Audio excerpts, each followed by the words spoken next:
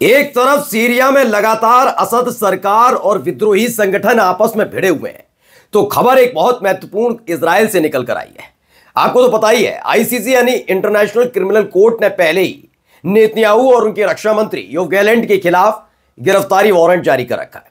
लेकिन अब जानते हैं, एक बड़ा फैसला लिया गया है। फैसला यह कि अपना देश छोड़कर जो युद्ध में शामिल थे, चाहे गजा युद्ध में या लेबनान युद्ध में, जो अधिकारी और सैनिक घूमने गए हुए हैं, उनसे कहा फौरन अपने देश इजराइल लौट आओ, वरना कोई बड़ी कार्रवाई हो जाए तो हमसे मत कहना। जी हां, आज की बड़ी खबर आपको दिखाने जा रहा हूं कि कैसे अपने बड़े बड़े अधिकारियों की गिरफ्तारी को लेकर इजराइल डरा हुआ है और उसके लिए बाकायदा एक चेतावनी जारी कर दी गई है। तो यही नहीं, खबर यह है कि एक सर्वे ने इजराइल और इजरायलियों के होश उड़ा दिए हैं, खासकर नेतन्याहू के, क्योंकि ज्यादातर इजरायलियों ने जो उसमें भाग लिया वो फिलिस्तीन के पक्ष में खड़े नजर आए हैं। और खबर आज सीरिया की भी आपको दिखाऊंगा, एक एक खबर दिखाऊंगा, लेकिन छोटी सी अपील। मेरे भाइयों ने मेरे टारगेट को पूरा किया, बहुत बहुत धन्यवाद, बहुत बहुत शुक्रिया आपका। मेरे कई वीडियोस पर 10,000 लाइक है, लेकिन कमेंट्स की तादाद को और बढ़ाएंगे तो मैं आपका बहुत बहुत बहुत शुक्रिया अदा करूंगा और शुक्रगुजार हूंगा आपका। मेरा ही नहीं, मेरे तमाम सहयोगी जो साथ में आपके लिए बेहतरीन खबरें लेकर आते हैं, उनके भी वीडियोस को लाइक और कमेंट कीजिएगा, जिससे ज़्यादा से ज़्यादा तादाद तक वो तमाम वीडियोस पहुंचे। और चलिए अब खबर की शुरुआत करते हैं। द लाइव टीवी, सच सबसे आगे। नमस्कार, मैं हूं प्रज्वल गौतम और आप देख रहे हैं द लाइव टीवी। बिना देर किए शुरुआत करेंगे किस खबर से? उसी खबर से जिसकी शुरुआत मैंने की थी कि इजराइल में हो क्या रहा है। देखिए खबर पढ़िए। द टाइम्स ऑफ इजराइल की रिपोर्ट है। खबर क्या है? इजरायली सेना ने गजा में युद्ध लड़ने वाले लगभग एक नहीं, दो नहीं, 30 सैनिक और अधिकारियों को विदेशी यात्रा से बचने की चेतावनी दे दी है। साफ साफ बता दिया है कि अपने प्रधानमंत्री और आपके अपने पूर्व रक्षा मंत्री दोनों के खिलाफ 125 देश तैयार हो गए गिरफ्तारी वारंट को लेकर। वहां गए तो गिरफ्तार हो जाएंगे, खुद भी बच लो, विदेशी यात्रा पर मत जाओ, कुछ भी हो सकता है। खबर क्या है? उनमें से कम 8 को गिरफ्तार किए जाने की संभावना की वजह से तुरंत उन देशों को छोड़ने के लिए कहा गया है था जहां वे जा रहे थे, क्योंकि फिलिस्तीनी समर्थक समूहों ने गजा में युद्ध अपराध करने वाले सैनिकों को गिरफ्तार करने के लिए अपनी अपनी सरकार पर दबाव डाला था अगर वे उनके देश का दौरा कर रहे होंगे तो। जैसे उदाहरण के लिए इसमें बताया गया, पिछले महीने जब हिंद रज़्म फाउंडेशन ने एक इजरायली सेना के लेफ्टिनेंट एलिशा लिवमैन के युद्ध अपराध करने के साक्ष्य का दस्तावेजीकरण यानी डॉक्यूमेंट पेश किया और साइप्रस पुलिस को एक कानूनी शिकायत सौंपी क्योंकि वे देश का दौरा कर रहे थे। इसने क्या किया? इसने इजरायली विदेश मंत्रालय को सैनिक को बुलाने और द्वीप छोड़ने में उस पर दबाव डालने का काम किया और आखिरकार उन्हें छोड़कर जाना पड़ा।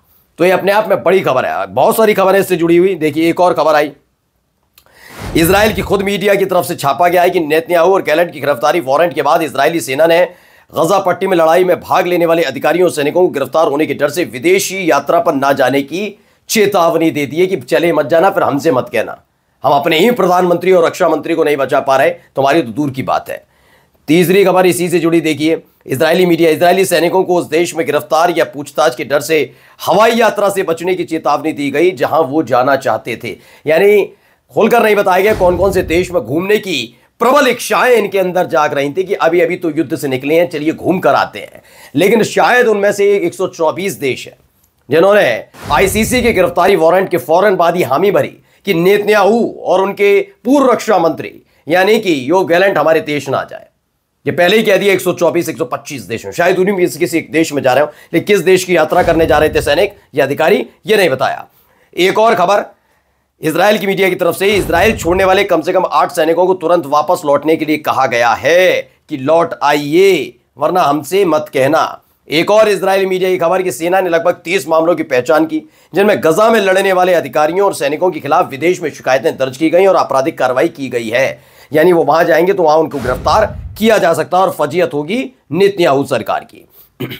लेकिन एक काम और कर रहे हैं, साथ साथ क्या कर रहे हैं कि अलग अलग देशों में वकील हायर किए जा रहे हैं कि मानकर चलिए कि कोई गलती से वहां फंस गया और वहां लोगों को पता लग गया कि इजरायली सैनिक तो है ही है, इजरायली अधिकारी तो है ही है, लेकिन इसके साथ साथ क्या ये युद्ध अपराध में शामिल है, तो क्या किया जाएगा? वहां भी जनता का दबाव होगा, उस देश की जनता का दबाव होगा, तो आखिरकार उसे गिरफ्तार करना पड़ेगा। तो ऐसी चीजों के लिए वकीलों को हायर किया जा रहा अलग अलग देशों में। खबर पढ़ लीजिए, इजरायली मीडिया ने खबर छापी है, खुद बताया है कि इजराइल ने दुनिया भर में दर्जनों देशों में स्थानीय वकीलों को काम पर रखा है कि अगर कोई ऐसा मामला सामने आता है कि हमारे किसी सैनिक, हमारे किसी अधिकारी को उस देश में गिरफ्तार कर लिया जाए, तो आपकी जिम्मेदारी है कि अदालत में उनकी तरफ से केस लड़िए और उन्हें वापस हमारे देश इजराइल भेजिए। इसकी पूरी तैयारी की गई है। यानी आईसीसी के जिस वारंट को हवा में उड़ाने की कोशिश की जा रही थी अमेरिका के इशारे पर, या अमेरिका ने पीठ पे हाथ रख रखा है इसलिए शायद इजराइल कह रहा था। इजराइल ने तो आईसीसी पर बैन लगाने की मांग कर ली थी कि बैन लग जाना चाहिए। इंटरनेशनल क्रिमिनल कोर्ट होता क्या है? लेकिन अब देखिए, एक तो अपील करनी पड़ी नेतन्याहू को, योव गैलेंट को, जो रद्द कर दी गई बाद में, उनकी याचिका खारिज है। वहां से अपील डाली थी उन्होंने कि ये जो हमारे खिलाफ गिरफ्तारी वारंट है इसे रद्द किया जाए। लेकिन जैसे ही आईसीसी में वो अपील गई, याचिका गई, वैसे ही वहां रद्द कर दी गई। लेकिन दूसरी तरफ इस बात का भी डर सता रहा, उसी आईसीसी के डर की वजह से अब तमाम देशों में यात्रा करने से बच रहे हैं। यानी अपने ही देश के अंदर फंस कर रह गए सारे इजरायली। किसकी वजह से? नेतन्याहू के फैसले की वजह से।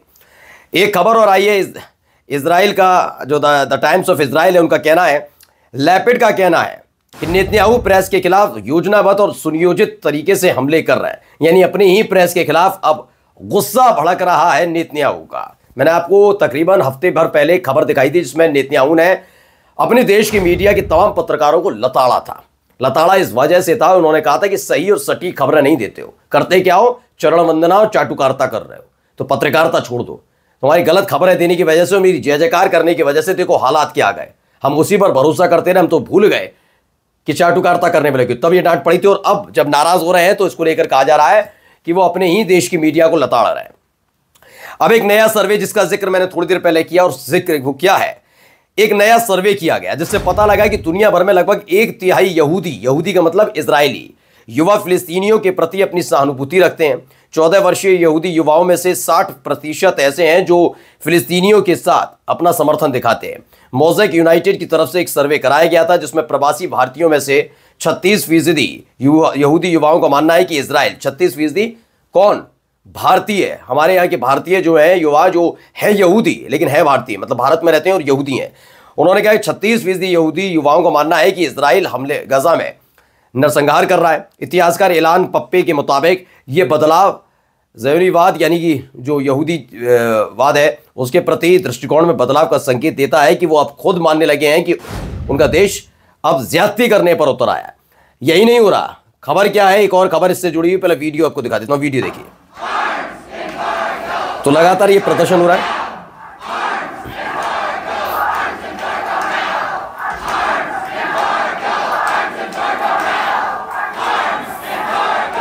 दरअसल ये क्या हो रहा है मैं थोड़ा बता देता हूं। ये सारे के सारे कोई फिलिस्तीनी नहीं है या किसी और देश के ऐसे नहीं है जो फिलिस्तीनी समर्थक हैं। ये सारे के सारे जो वैसे हैं, यानी कि खुद यहूदी हैं, इजरायली हैं।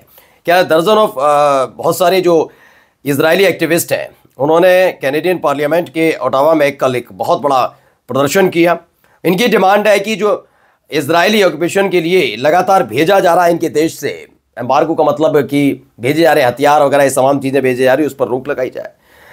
और जेनोसाइड जो चल रहा है गजा में उसे रोकने के लिए प्रदर्शन किया गया। चलिए एक और महत्वपूर्ण खबर जो टाइम्स ऑफ इजराइल ने छापी है। क्या लिखा? मारे गए इजरायली अमेरिकी बंधक को न्यूयॉर्क स्मारक सेवा में इजराइल के नायक के रूप में याद किया गया। न्यूयॉर्क टाइम्स की तरफ से न्यूयॉर्क की खबर है। अब आ जाते हैं भाई सीरिया पर।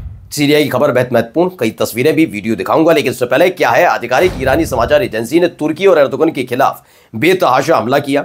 ईरानी समाचार एजेंसी ने तुर्की में और एर्दोगन यानी तो ईरान और तुर्की भिड़ते हुए नजर आ रहे हैं, क्योंकि एर्दोगन ने सीरिया में सुन्नी विद्रोहियों को रोकने की ईरान की मांग को माना नहीं।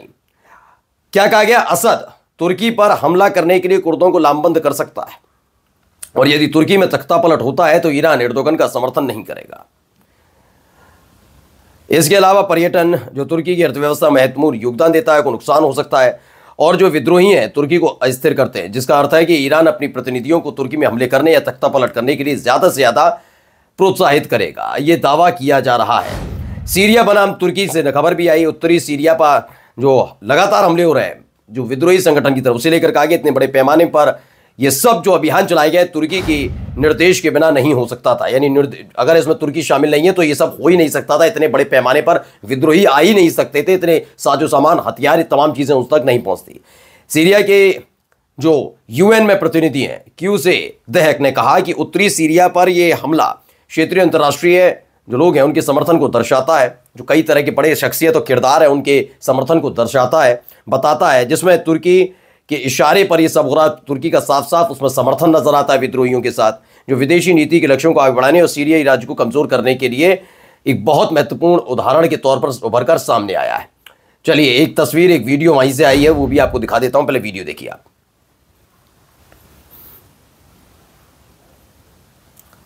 ये स्पुतनिक की तरफ से है। स्पुतनिक दरअसल मैं आपको बता दूं कि ये रूस का एक चैनल है, उसने छापा। देखिए कैसा जबरदस्त धमाका है, धमाका होता है। ये ड्रोन से या फिर एयर स्ट्राइक जो लगातार करने की कोशिश की जा रही है उससे किया गया है। पूरा विजुअलाइजेशन आप देख सकते हैं, एक बड़ा धमाका। अब इसे लेकर जो दावा किया गया क्या है, किसने किया है, मैं बता देता हूं। यह दावा सीरिया की एयर फोर्स ने किया है। क्या कहा कि उन्होंने एक बड़ा जबरदस्त हमला किया इदलिब इलाके में, जहां पर विद्रोही संगठन के तमाम लड़ाकों के होने की खबर मिली थी, और उसके बाद ये एयर स्ट्राइक की गई है। खबर इसके साथ साथ ईरान और इजराइल को लेकर है। इजराइल टुडे यानी कि इजराइल के अखबार ने छापा है कि इजराइल ईरान को सीरिया में जो हथियार सप्लाई कर रहा है ईरान, ऐसा दावा है, उसे भेजने से रोकने के लिए पूरी ताकत झोंक दी है इजराइल ने, कि ईरान किसी भी कीमत पर सीरिया को, बिल्कुल हिजबुल्लाह की तर्ज पर, जैसे हिजबुल्लाह को ईरान हथियार सप्लाई करता रहता, वैसे ही सीरिया को, यानी असद सरकार के पास ईरान के बड़े बड़े हथियार ना पहुंच जाए, इसके लिए इजराइल जी तोड़ मेहनत कर रहा, पूरा दाव लगा रहा है। तो ये पूरी घटनाक्रम अलग अलग जगह घट रहे हैं। फिलहाल सीरिया में लगातार नए नए अपडेट्स निकलकर सामने आ रहे हैं, क्योंकि कई शहर उसकी जद में आ चुके हैं और कई किरदार भी बीच में आ गए। नमस्कार। द लाइव टीवी, सच सबसे आगे।